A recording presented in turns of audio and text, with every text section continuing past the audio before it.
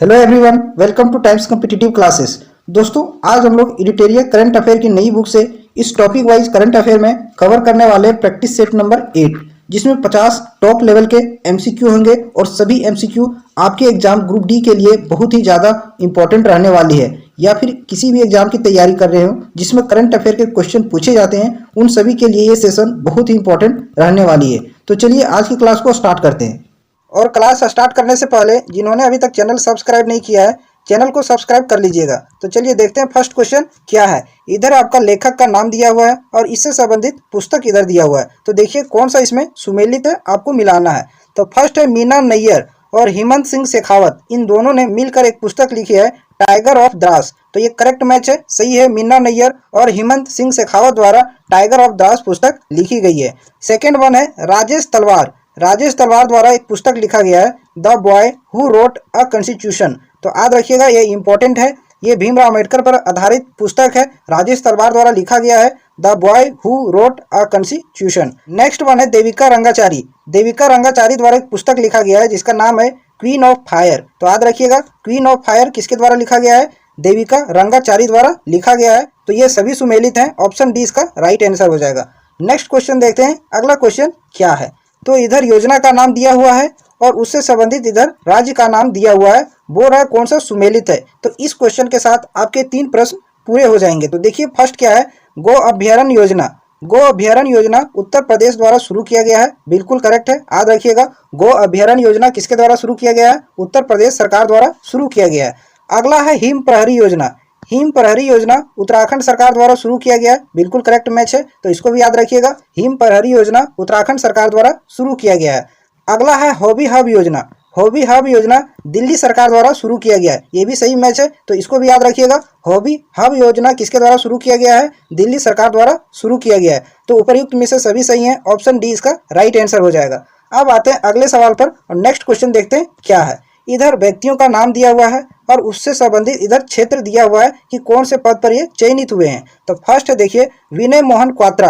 विनय मोहन क्वात्रा भारत के नए विदेश सचिव बने हैं, तो एकदम करेक्ट मैच है। भारत के नए फॉरेन सेक्रेटरी कौन बने हैं? विजय मोहन क्वात्रा बने हैं। और ये मैंने पढ़ा चुका हूँ राष्ट्रीय नियुक्तियां में। अगर यदि आप लोगों ने उस वीडियो को नहीं देखा है तो देख लीजिएगा, वहां मैंने इसको कराया है। अगला है डॉक्टर मनोज सोनी। डॉक्टर मनोज सोनी संघ लोक सेवा आयोग के अध्यक्ष बने हैं। याद रखिएगा, यूपीएससी के अध्यक्ष कौन बने हैं? डॉक्टर मनोज सोनी बने हैं। बहुत ही इंपॉर्टेंट क्वेश्चन है, अच्छे से याद रखिएगा।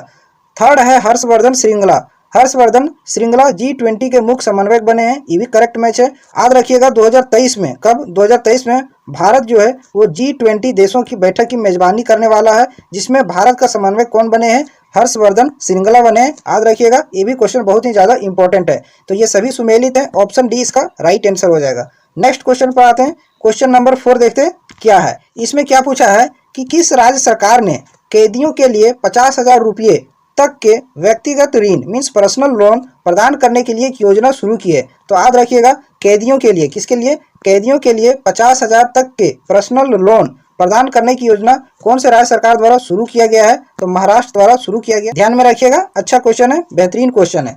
नेक्स्ट प्रश्न पर आते हैं, क्वेश्चन नंबर 5 देखते हैं क्या है।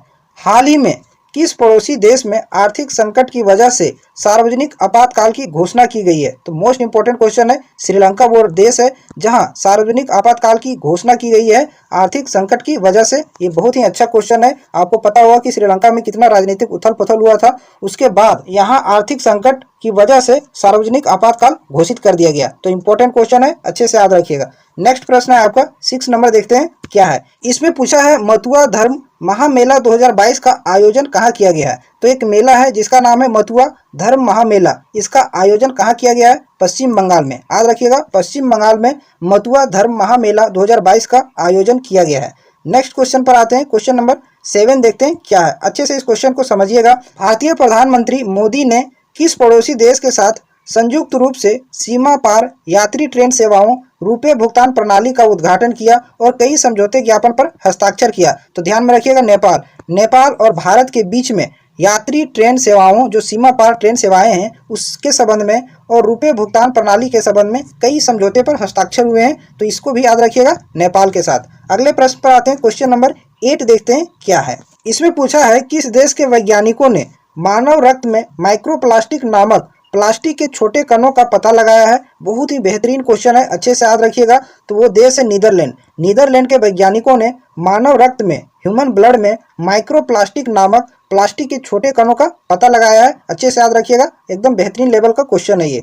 नेक्स्ट प्रश्न पर आते हैं, अगला क्वेश्चन देखते हैं। 9 नंबर क्या है? हाल ही में जारी आंकड़ों के अनुसार कथनों पर विचार कीजिए। तो 2 स्टेटमेंट दिया हुआ है, दोनों में कौन सा सही है आपको चूज करना है। तो देखिए, प्रथम है उत्तर प्रदेश सब्जियों का शीर्ष उत्पादक राज्य बन गया है। तो बिल्कुल करेक्ट है, पहला स्टेटमेंट सही है। उत्तर प्रदेश जो है वो सब्जियों का सबसे ज्यादा उत्पादन करता राज्य बन गया है। दूसरा बोला है आंध्र प्रदेश शीर्ष फल उत्पादक राज्य है। ये भी करेक्ट है, फलों के उत्पादन में आंध्र प्रदेश प्रथम स्थान पर है और सब्जियों के उत्पादन में उत्तर प्रदेश प्रथम स्थान पर है। तो दोनों स्टेटमेंट सही है, ऑप्शन डी इसका राइट आंसर हो जाएगा। नेक्स्ट क्वेश्चन पर आते हैं, अगला देखते हैं। 10 नंबर क्या है? महिला क्रिकेट विश्व कप 2022 किस देश ने जीत लिया है? तो ऑस्ट्रेलिया ने महिला क्रिकेट विश्व कप 2022 का खिताब जीत लिया है। एकदम इंपॉर्टेंट क्वेश्चन है, अच्छे से याद रखिएगा। नेक्स्ट प्रश्न पर आते हैं, क्वेश्चन नंबर 11 देखते हैं। इसमें क्या बोला है कि मोहब्बत गाने के बेस्ट ग्लोबल म्यूजिक परफॉर्मेंस की कैटेगरी में ग्रैमी अवार्ड जीतने वाली पहली पाकिस्तानी महिला गायक कौन है? तो याद रखिएगा, अरूज आफ्ताब। अरूज आफ्ताब पहली पाकिस्तानी महिला है जो मोहब्बत के गाने के लिए बेस्ट ग्लोबल म्यूजिक परफॉर्मेंस की कैटेगरी में ग्रैमी अवार्ड जीतने वाली पहली पाकिस्तानी महिला बन गई है। इसलिए ये क्वेश्चन इंपॉर्टेंट है, अच्छे से याद रखिएगा। अगले प्रश्न पर आते हैं, क्वेश्चन नंबर 12 देखते हैं। इसमें बोल रहा है कि कौन सा शहर स्टील स्लैग, जिसको बोलते हैं इंडस्ट्रियल वेस्ट, से सड़क बनाने वाला पहला भारतीय शहर बन गया है? तो सूरत। सूरत भारत का पहला शहर बन गया है जिन्होंने स्टील स्लैग इंडस्ट्रियल वेस्ट से सड़क बनाया है। तो क्वेश्चन बहुत ही इंपॉर्टेंट है, अच्छे से याद रखिएगा। नेक्स्ट प्रश्न पर आते हैं, क्वेश्चन नंबर 13 देखते हैं क्या है। इसमें क्या बोला है? रेलवे सुरक्षा बल ने कालाबाजारी करने वाले के खिलाफ कौन सा एक अखिल भारतीय अभियान चलाया है? तो याद रखिएगा, उस अभियान का नाम क्या है? ऑपरेशन उपलब्ध। ऑपरेशन उपलब्ध आरपीएफ द्वारा शुरू किया गया है, जिसके माध्यम से जो कालाबाजारी करते हैं उसके खिलाफ कार्रवाई की जा सके। तो याद रखिएगा, ऑपरेशन उपलब्ध कालाबाजारी को रोकने के लिए। अब आते हैं अगले क्वेश्चन पर। नेक्स्ट क्वेश्चन देखते हैं, 14 नंबर क्या है? इसमें बोला है नागरिक उड्डयन मंत्रालय सिविल एविएशन मिनिस्ट्री द्वारा अप्रैल 2022 में एक योजना की शुरुआत की गई है। उस योजना का नाम क्या है? तो उस योजना का नाम है अंतर्राष्ट्रीय हवाई संपर्क योजना, जो नागरिक उड्डयन मंत्रालय द्वारा अप्रैल 2022 में शुरू की गई है। तो याद रखिएगा, बहुत ही इंपॉर्टेंट क्वेश्चन है ये। अगले सवाल पर आते हैं, नेक्स्ट क्वेश्चन पर देखते हैं। क्वेश्चन नंबर 15 क्या है? इसमें बोला है कि कोरोना के एक नए वेरिएंट XE का मामला सामने आया है और इसकी पुष्टि किस शहर में की गई है? तो मुंबई में। मुंबई में कोरोना के एक नए वेरिएंट का पता लगाया गया है जिसका नाम है XE। तो याद रखिएगा, मुंबई में इसका पता लगाया गया। अगले प्रश्न पर आते हैं, क्वेश्चन नंबर 16 देखते हैं क्या है। इसमें क्या बोला है कि किस राज्य सरकार ने सरकारी स्कूल में 9 से 12वीं कक्षा की हिंदी एवं संस्कृत पुस्तक में गीता सार पाठ्यक्रम शामिल करने की घोषणा की है? तो वो कौन सा राज्य है? हिमाचल प्रदेश। हिमाचल प्रदेश सरकार द्वारा सरकारी स्कूलों में कक्षा 9 से 12वीं तक हिंदी एवं संस्कृत पुस्तक में गीता को शामिल करने का घोषणा किया है। तो याद रखिएगा, इंपॉर्टेंट क्वेश्चन है, ऑप्शन सी इसका राइट आंसर हो जाएगा। अगले प्रश्न पर आते हैं, क्वेश्चन नंबर 17 देखते हैं क्या है। अच्छे से देखिएगा इसको। इसमें बोला क्या है? भारत और नेपाल ने किन स्टेशनों के बीच 8 साल के बाद रेल सेवाएं शुरू की है? तो वो कौन सा जगह है? जयनगर से कुर्था। जयनगर भारत में है और कुर्था नेपाल में है। इन 2 जगहों पर 8 साल के बाद रेलवे सेवाएं फिर से चालू की गई है। अब आते हैं अगले प्रश्न पर, क्वेश्चन नंबर 18 देखते हैं क्या है। तो इसमें क्या बोला है कि मुंबई में पहला लता दीनानाथ मंगेशकर पुरस्कार निम्न में से किसे दिया गया है? तो पहली बार यह पुरस्कार दिया गया है, इसलिए इंपॉर्टेंट है। और किसे दिया गया है? प्रधानमंत्री नरेंद्र मोदी को लता दीनानाथ मंगेशकर पुरस्कार से सम्मानित किया गया है। क्वेश्चन बहुत ही ज्यादा इंपॉर्टेंट है, आप इसको अच्छे से याद रखिएगा। अगले सवाल पर आते हैं, 19 नंबर देखते हैं क्या है। डीआरडीओ द्वारा कहां अप्रैल 2022 में anti tank guided missile Helina का सफलतापूर्वक परीक्षण किया है? तो डीआरडीओ ने एक anti tank guided missile Helina का सफल परीक्षण किया है। और कहां से परीक्षण किया है ये इसमें पूछ रहा है। तो पोखरण राजस्थान से इसका परीक्षण किया गया है। अगले सवाल पर आते हैं, क्वेश्चन नंबर 20 देखते हैं क्या है। इस राज्य के दीमा हसाओ जिले में कई प्राचीन महापाषाण कालीन पत्थर के जार, जिसको मेगालिथिक स्टोन बोलते हैं, की खोज की गई है? तो असम में। ध्यान में रखिएगा, असम का एक जिला है दीमा हसाओ जिला, जहां महापाषाण कालीन पत्थर के जार की खोज की गई है। बहुत ही इंपॉर्टेंट क्वेश्चन है, हिस्ट्री से रिलेटेड है, अच्छे से इसको याद रखिएगा। अगले सवाल पर आते हैं, 64वें ग्रैमी अवार्ड 2022 के संबंध में कौन सा कथन सही है? अगर यदि आप लोगों ने अवार्ड वाला वीडियो देखा होगा तो इस सवाल को अच्छे से कर पाएंगे। तो देखते हैं कि कौन सा इसमें सही है।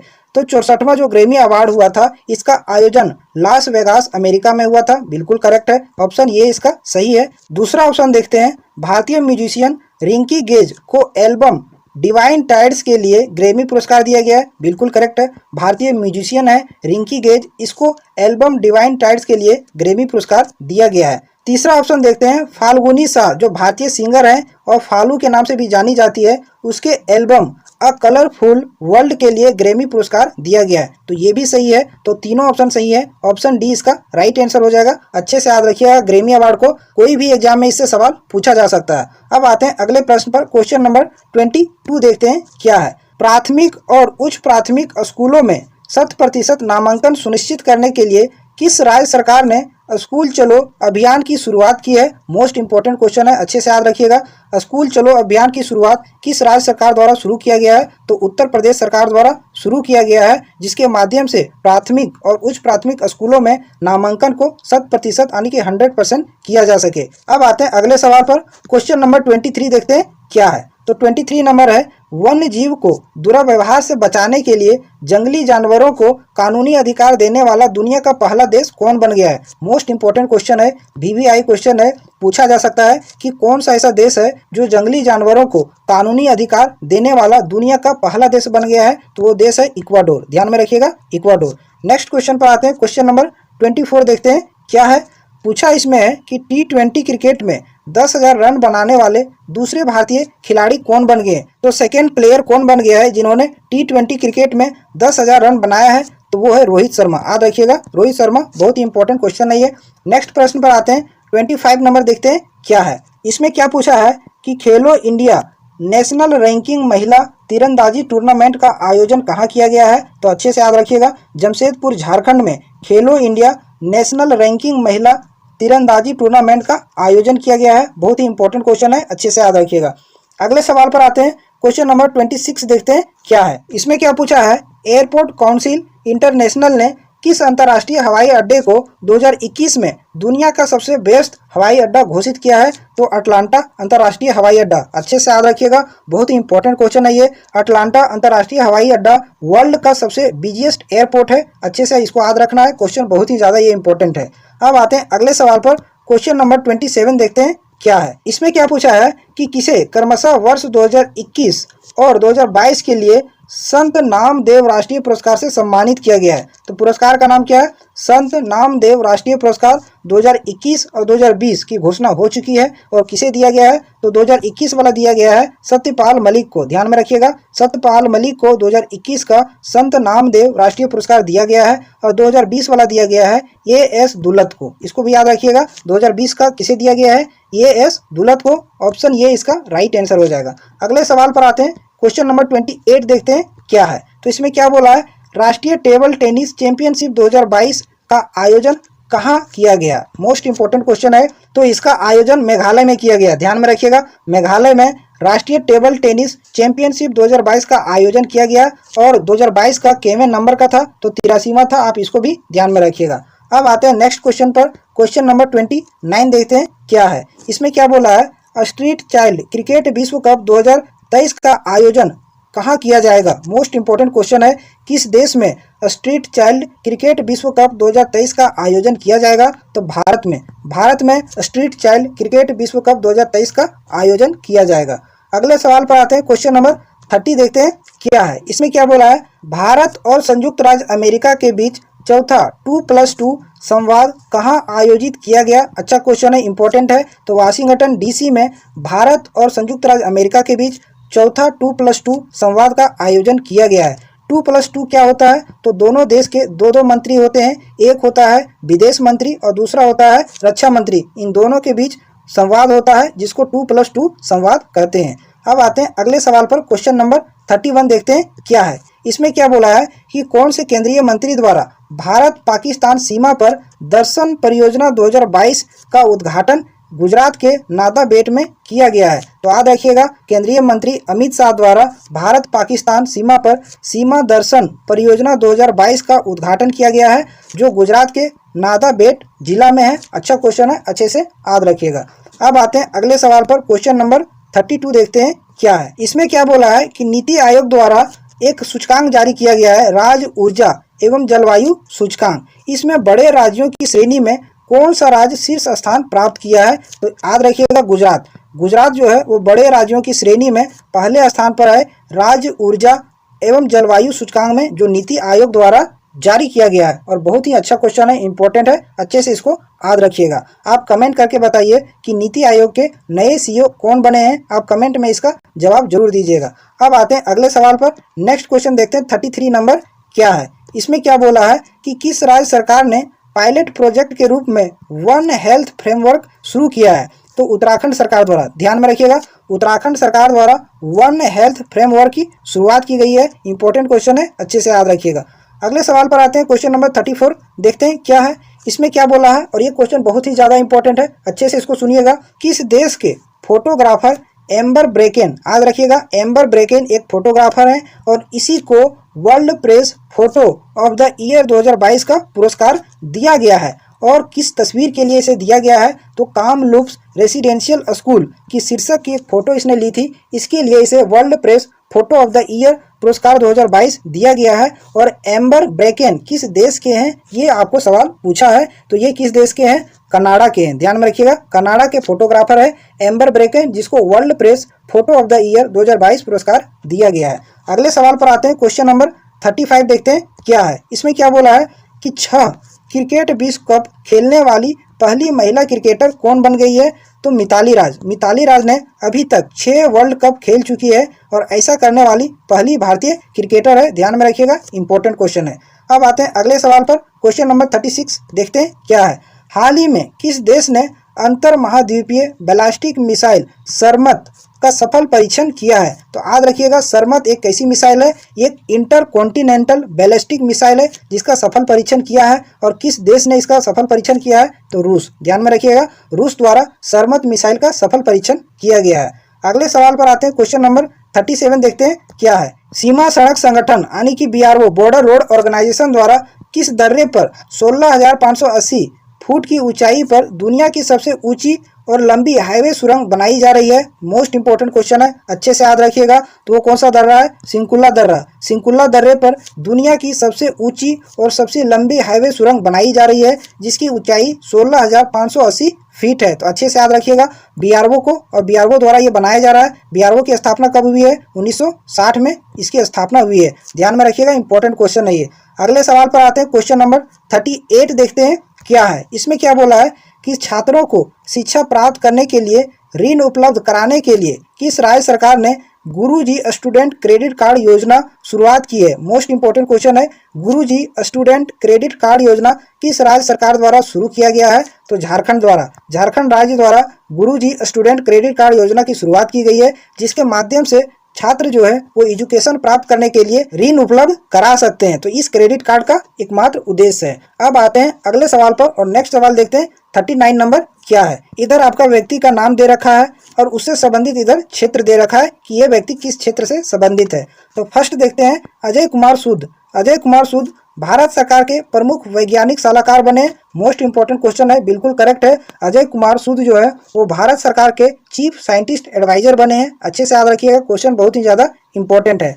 अगला है इकबाल सिंह लालपुरा। इकबाल सिंह लालपुरा राष्ट्रीय अल्पसंख्यक आयोग के अध्यक्ष बने हैं। ये भी क्वेश्चन इंपॉर्टेंट है और ये भी सही है। इकबाल सिंह लालपुरा राष्ट्रीय अल्पसंख्यक आयोग के अध्यक्ष बने हैं। और तीसरा नाम बहुत ही इंपॉर्टेंट है, इसको अच्छे से याद रखिएगा, कृष्णन रामानुजन। कृष्णन रामानुजन नेस्कॉम के अध्यक्ष बने हैं। याद रखिएगा, पूछा जा सकता है कि नेस्कॉम के अध्यक्ष कौन बने हैं? कृष्णन रामानुजन बने हैं। तो ये तीनों सही हैं, ऑप्शन डी इसका राइट आंसर हो जाएगा। अब आते हैं अगले सवाल पर। क्वेश्चन नंबर 40 देखते हैं क्या है। हाल ही में किस राज्य की कैबिनेट ने मान्यता प्राप्त पत्रकारों के लिए 3 लाख रुपये तक बीमा योजना की मंजूरी दी है? तो बहुत ही अच्छा क्वेश्चन है, त्रिपुरा। त्रिपुरा सरकार द्वारा जो सर्टिफाइड रिपोर्टर हैं, मीन्स जो मान्यता प्राप्त पत्रकार हैं, उसके लिए 3 लाख रुपये तक का इंश्योरेंस कवर किया जाएगा। इसके लिए एक योजना शुरू की गई है त्रिपुरा सरकार द्वारा। अब आते हैं अगले सवाल पर। क्वेश्चन नंबर 41 देखते हैं क्या है। इसमें क्या बोला है, विश्व मलेरिया दिवस इसकी थीम क्या थी?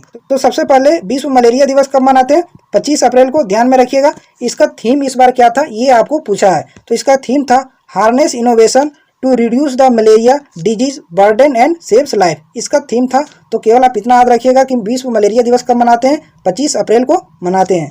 अब आते हैं अगले सवाल पर। क्वेश्चन नंबर 42 देखते हैं क्या है। इसमें क्या है? QS वर्ल्ड यूनिवर्सिटी 2023 के संबंध में कौन सा कथन सही है? तो QS वर्ल्ड यूनिवर्सिटी 2023 के रैंकिंग के संबंध में कौन सा कथन सही है वो आपको बताना है। तो फर्स्ट देखिए क्या है। मैसाचुसेट्स इंस्टीट्यूट ऑफ टेक्नोलॉजी को प्रथम स्थान मिला है। बिल्कुल करेक्ट है। ध्यान में रखिएगा। वर्ल्ड यूनिवर्सिटी रैंकिंग 2023 में जो QS द्वारा जारी किया गया है इसमें प्रथम स्थान पर कौन सा यूनिवर्सिटी है? मैसाचुसेट्स इंस्टीट्यूट ऑफ टेक्नोलॉजी प्रथम स्थान पर है। और वहीं IISc Bengaluru means Indian institute of science को 155वां रैंक हासिल हुआ है। इसको भी याद रखिएगा। और ये इंस्टीट्यूट भारत में प्रथम स्थान पर है, शीर्ष स्थान पर है। तो उपर्युक्त में से तीनों कथन सही है। ऑप्शन डी इसका राइट आंसर हो जाएगा। तो अच्छे से याद रखिएगा। IISc बेंगलुरु को 155वां स्थान दिया गया है। अब आते हैं अगले सवाल पर और देखते हैं क्वेश्चन नंबर 43 क्या है। इसमें क्या बोला है कि देश का पहला अंतर्राष्ट्रीय स्किल इंडिया केंद्र कहाँ स्थापित किया जाएगा, जिसके लिए NSDC और SDI के बीच समझौता हुआ है। तो ये स्किल सेंटर कहाँ स्थापित किया जाएगा? भुवनेश्वर में। भुवनेश्वर में इंटरनेशनल स्किल इंडिया सेंटर का उद्घाटन किया जाएगा, जिसके लिए नेशनल स्किल डेवलपमेंट कॉरपोरेशन और स्किल डेवलपमेंट इंस्टीट्यूट के बीच एग्रीमेंट हुआ है। तो याद रखिएगा ऑप्शन सी इसका राइट आंसर हो जाएगा, भुवनेश्वर। अब आते हैं अगले सवाल पर। क्वेश्चन नंबर 44 देखते हैं क्या है। इसमें क्या बोला है? पुरुष वर्ग में 71वें सीनियर नेशनल बास्केटबॉल चैंपियनशिप का खिताब किस राज्य ने जीता है? मोस्ट इंपोर्टेंट क्वेश्चन है, याद रखिएगा। सीनियर नेशनल बास्केटबॉल चैंपियनशिप जो कि 71वें नंबर का था और ये पुरुष वर्ग से संबंधित है। और किस राज्य ने इसको जीत लिया है? तो तमिलनाडु। तमिलनाडु ने सीनियर नेशनल बास्केटबॉल चैंपियनशिप जीत ली है। अच्छे से याद रखिएगा। ये भी क्वेश्चन बहुत ही बेहतरीन है। अगले सवाल पर आते हैं। क्वेश्चन नंबर 45 देखते हैं क्या है। ये क्वेश्चन ना बहुत ही इंपॉर्टेंट है। आप इस क्वेश्चन में स्टार लगा लीजिए। अच्छे से याद रखिएगा। राज्य और फेस्टिवल से संबंधित ये सवाल है। तो देखिए फर्स्ट नंबर क्या है? फूलदेई।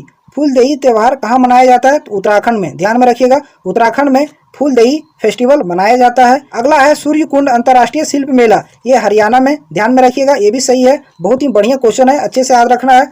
नेक्स्ट है पोइला बैसाख। पोइला बैसाख फेस्टिवल कहाँ मनाया जाता है? बांग्लादेश में। ध्यान में रखिएगा। पोइला बैसाख फेस्टिवल बांग्लादेश में मनाया जाने वाला फेस्टिवल है। तो ये तीनों सही है। उपर्युक्त में से सभी सही। ऑप्शन डी इसका राइट आंसर हो जाएगा। अब आते हैं अगले सवाल पर। क्वेश्चन नंबर 46 देखते हैं क्या है। इसमें व्यक्ति का नाम दे रखा है और उससे संबंधित पद है। कौन सा सुमेलित है आपको बताना है। तो फर्स्ट है आपका जय शाह। जय शाह को एशियाई क्रिकेट परिषद के अध्यक्ष नियुक्त हुए हैं। तो बिल्कुल करेक्ट है। जय शाह जो है वो एशियाई क्रिकेट परिषद के अध्यक्ष हैं। अगला है सरदार बर्डी मुखामेदोव। सरदार बर्डी मुखामेदोव तुर्कमेनिस्तान के नए राष्ट्रपति बने। तो ये भी करेक्ट है। नेक्स्ट है रानिल विक्रमसिंघे। इसको अच्छे से याद रखिएगा। ये श्रीलंका के प्रधानमंत्री बने हैं। तो ये तीनों ऑप्शन सही है। ऑप्शन डी इसका राइट आंसर हो जाएगा। नेक्स्ट सवाल पर आते हैं। क्वेश्चन नंबर 47 देखते हैं क्या है। इस क्वेश्चन में क्या पूछा है? मैल्कम आदिस एशिया पुरस्कार 2022। मैल्कम आदिस एशिया पुरस्कार 2022 के लिए किसे चुना गया है? तो प्रभात पटनायक को मैल्कम आदिस एशिया पुरस्कार 2022 के लिए चुना गया है। जो ये पुरस्कार मैल्कम और एलिजाबेथ आदिस एशिया ट्रस्ट द्वारा दिया जाता है। नेक्स्ट सवाल पर आते हैं। क्वेश्चन नंबर 48 देखते हैं क्या है। इसमें क्या बोला है? ई गवर्नेंस को बढ़ावा देने के लिए एल रूट सर्वर स्थापित करने वाला देश का पहला राज्य कौन बन गया है? तो मोस्ट इंपोर्टेंट क्वेश्चन है, याद रखिएगा। ई गवर्नेंस को बढ़ावा देने के लिए एल सर्वर रूट जारी किया है और ऐसा करने वाला देश का पहला राज्य कौन बन गया है? राजस्थान। अच्छे से इसको याद रखिएगा। अगले सवाल पर आते हैं। क्वेश्चन नंबर 49 देखते हैं क्या है। इसमें क्या बोला है? एशियाई कुश्ती चैंपियनशिप 2022 के संबंध में कौन सा कथन सत्य है? तो सबसे पहले जान लेते हैं कि एशियाई कुश्ती चैंपियनशिप 2022 केवें नंबर का था। तो ये 35वें क्रम का था। इसको याद रखिएगा। अब आते हैं स्टेटमेंट पर। देखते हैं क्या है। इसका आयोजन मंगोलिया के उलान बटोर में हुआ था। बिल्कुल करेक्ट है। मंगोलिया की राजधानी उलान बटोर में एशियाई कुश्ती चैंपियनशिप का आयोजन किया गया था। सेकंड क्या है? भारतीय पहलवानों ने कुल 17 पदक जीते। ये भी करेक्ट है। तीसरा स्टेटमेंट क्या है? पदक तालिका में भारत को 5वां स्थान हासिल हुआ है। तो ये तीनों स्टेटमेंट सही है। तो इसमें आपको अच्छे से याद रखना है कि एशियाई कुश्ती चैंपियनशिप 2022 सबसे पहले इसका आयोजन कहाँ हुआ? उलान बटोर मंगोलिया में हुआ था और इसमें भारत ने कुल 17 पदक जीते हैं। इसको भी याद रखना है। और पदक तालिका में भारत 5वें स्थान पर है। इसको भी याद रखना है। तो तीनों सही है। ऑप्शन डी इसका राइट आंसर हो जाएगा। अब आते हैं अगले सवाल पर और इस सेशन का अंतिम सवाल है, देखते हैं सवाल क्या है। हाल ही में भारत के पहले पोर्टेबल सोलर रूफटॉप सिस्टम का अनावरण कहाँ किया गया है? तो मोस्ट इंपॉर्टेंट क्वेश्चन है, गांधीनगर। गांधीनगर गुजरात में देश का पहला पोर्टेबल सोलर रूफटॉप सिस्टम का अनावरण किया गया है। पोर्टेबल क्या होता है? जिसको एक जगह से दूसरे जगह ले जा सकते हैं, उसको पोर्टेबल बोलते हैं। और इसका अनावरण कहाँ किया गया है? गांधीनगर गुजरात में किया गया है। तो ये थे आज के सेशन के सभी बेहतरीन लेवल के क्वेश्चन जो बहुत ही मेहनत के साथ आपके सामने लाया हूं। अगर यदि आपको अच्छा लगा हो तो चैनल को जरूर सब्सक्राइब कीजिएगा, इससे हमको मोटिवेशन मिलेगा और मैं आपके लिए और मेहनत करूंगा। तो चलिए फिर मिलते हैं अगले वीडियो में।